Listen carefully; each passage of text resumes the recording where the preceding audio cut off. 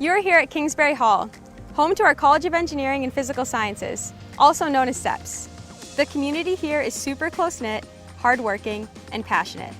You'll find CEPS students at innovative facilities across campus and the region, like working with robots at our Olson Advanced Manufacturing Center, or investigating the ocean at our Gregg Marine Research Lab in Portsmouth Harbor.